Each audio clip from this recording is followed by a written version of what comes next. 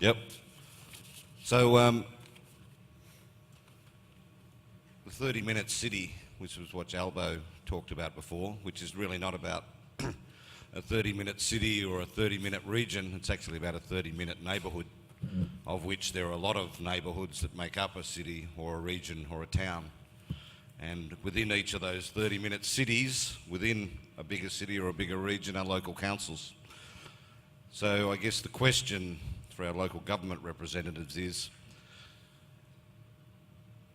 how does a bus operator best engage at his local council level? And you talked about the transport strategies, Adrian, and being involved at that level, but is it just a matter of going and finding the local transport manager within the council and starting a conversation? What's the best way? Because my view is the weakest link the bus industry has is the lack of work that most operators have put into their local government, because traditionally your business paradigm revolves around state government and the contract.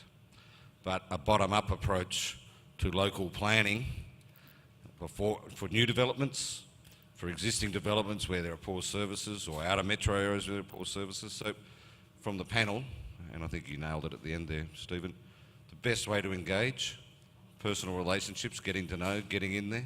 Yes. I mean, councils are, hopefully, tremendously approachable. I mean, bus operators are amongst the most significant parties within local communities. Those councils actually are driven to be the deliverers for their communities. You know, they do have a focus on social coherence.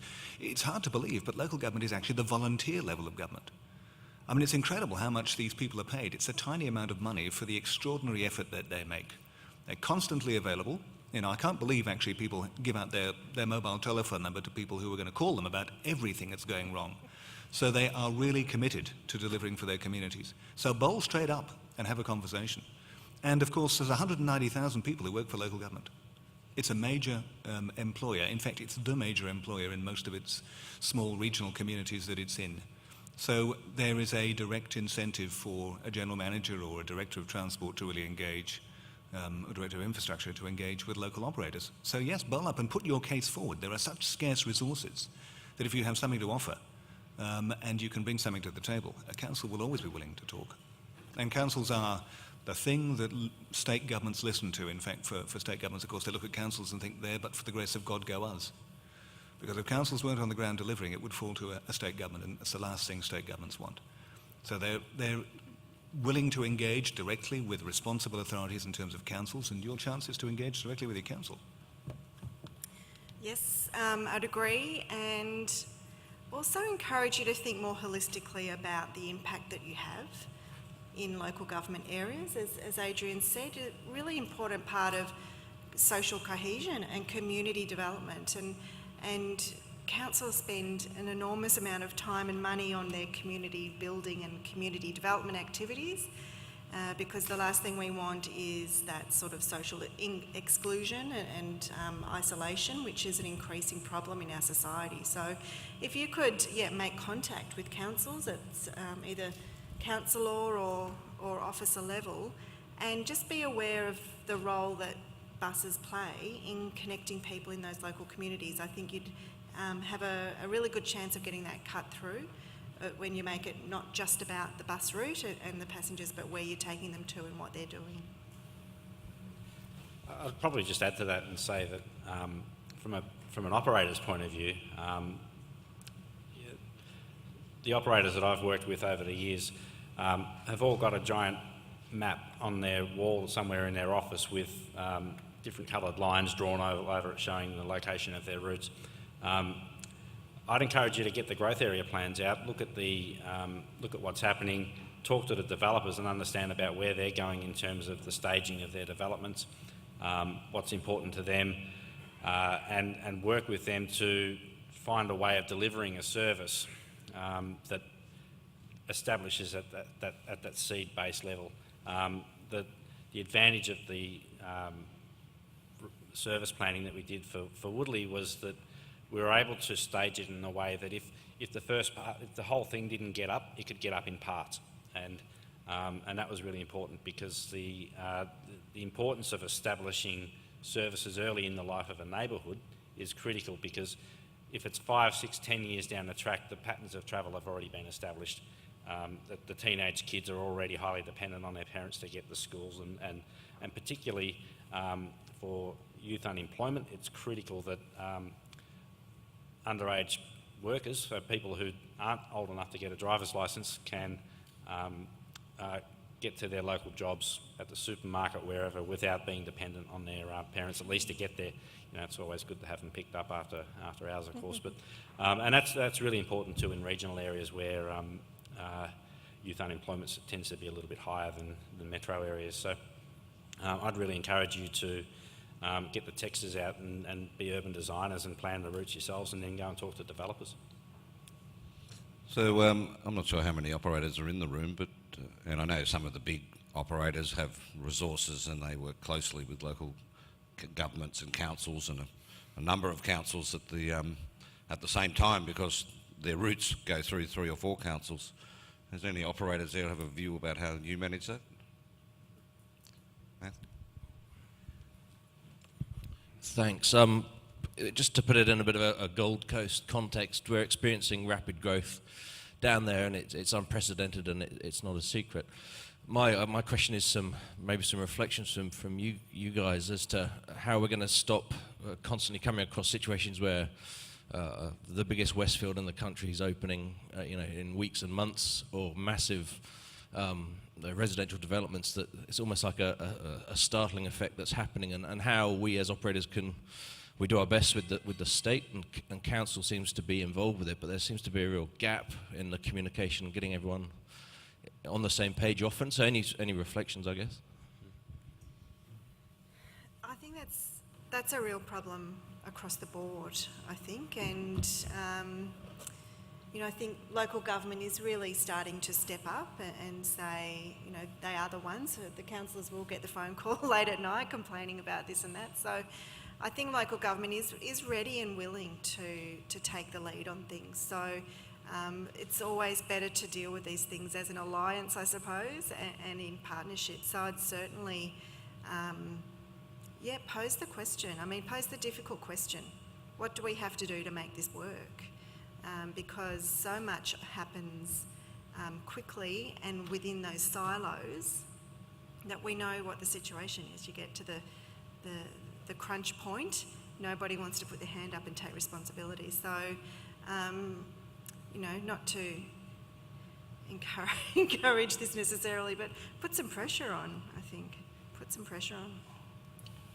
Yes, I'm sure we're all aware of developments that are built which never took into any consideration either the garbage services, the public transport services, the whole other range of services that need to get access, that all of a sudden it's built and you're trying to retrofit it for these types of services. Adrian, looks like you've got a comment. Well, I on was just that. going to say that you live in Canberra, so do I, and so that amazing development at Gungahlin, where the government of the day thought, let's let the private sector go in there and develop it. It's something new. So the private sector developed a substantial proportion of this new town, but none of the streets were actually big enough to accommodate a bus or a garbage truck. And nobody realised until afterwards. And so now Canberra has sort of 2 fleets. It has a fleet of little trucks and smaller buses, which now have to service a community where, just the peculiarity of the drive from the developer saying this is the size of the road, and it just wasn't big enough to accommodate actually the vehicles we're talking about. So we've learned from that, and in fact people used to go on tours to be shown that. I think awareness too for planners dealing with these plans is really important. A lot of planners wouldn't have the first clue they know what a bus looks like, but they have no idea about how it operates. So I consider myself quite fortunate, having worked for the Bus Association for a few years, to have gotten to know the industry and the operation requirements and needs. And so a situation that happened to me when I joined the Victorian Planning Authority, I approached PTV and asked them for a copy of their network development plan in terms of the bus network, and they wouldn't give it to me. And after a bit of discussion about, hey, we're government as well, and they still refused to hand it over. So I went back and rewrote the road cross sections and made the minimum street lane width 3.5 metres, so that any street in the precincts going forward could accommodate a bus. And it was a really simple change, and it's really effective in that, of course, we've got our priority areas where we want to get fast and direct services running through neighbourhoods, but given the changing nature of subdivision, there's now the ability to put a bus on any street in those subdivisions. So, but having that awareness, and it's really, I think, up to operators to provide that awareness to planners. Where, as an industry, we're generalists, we're also sponges, so we'll absorb information. So get out there and tell us. So, and it is 4 o'clock and we don't want to keep harping on, but I think just to contextualise this discussion, BIC as an organisation has relationships with the Australian Local Government Association, which represents every local council in Australia, has a relationship with the National Growth Areas Alliance councils, because that group of local councils and their mayors decided they have very, very specific growth issues in relation to what's happening in the outer metro or the outer suburbs of all of our capital cities, and they needed to have a specific group to actually put pressure on the federal and state governments to understand the challenges that they face. And there's another group we have a relationship, which is the Council of Capital City Lord Mayors, and that's all of the Lord Mayors of the capital cities, plus the ACT and Northern Territory Chief Ministers. Now, those organisations as a combination have decided that enough is enough from their perspective and that local government's voice needs to be heard louder. What they ultimately need, however, is also the support from the groundswell of people like bus operators and, might I say, bus manufacturers. There's nothing better than a good idea taken to local council that's about a new bus service with a brand new, very fancy electric bus that looks like a tram. For a local council or a number of local councils to get together and combine their forces and put to state government that this is a good idea that would work within our local councils and address some of our public transport issues. And that's why I suggested at my first question that I think it's actually the weakness in the bus industry that we've had this top-down approach from state governments determining in large respect the types of services and where your services will run, and then having these new developments that are an afterthought when it comes to services. So the key from my perspective is to empower bus operators and, as I say, manufacturers to engage at that local council government and assist local council have put the pressure up on state governments to meet the requirements of their communities when it comes to the types of services you need. Now, that might mean we need to give you a little textbook about the basic things you might want to go to local government with, and maybe that's a thing state associations that you're a member of should be providing. But unfortunately, we probably should have run this session in the morning, because my view, it's probably the biggest area and has the greatest potential for growth in the bus sector in relation to your businesses, your future services and your future contracts. So very much appreciate Adrian coming from Canberra today, and he has to go back tonight, so he's taken his time out to come up and back. Bronwen has done the Bronwen with an E, who's taken the time out just to come and give her 2 presentations, and Stephen Davis, who's sort of pulled this together, this session, with he and I throwing a few ideas about how we actually get, development, planning, local government and bus operators more engaged in what's going on in your local communities. So, when you see that development application sign hanging on the fence that something's about to happen, sometimes it's actually worthwhile just trying to find out what's going to happen, because ultimately it might mean there's a few more dollars in your back pocket because you actually end up providing the new services. So thank you to our speakers.